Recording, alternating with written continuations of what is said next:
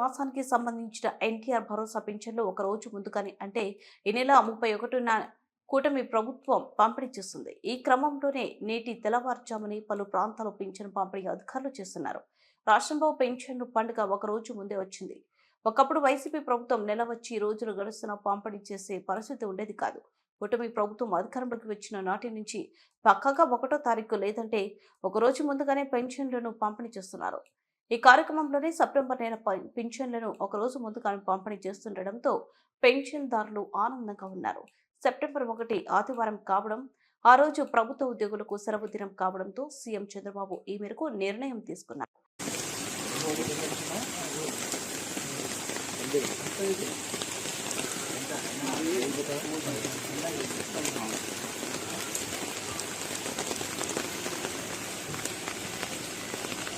Okay sir.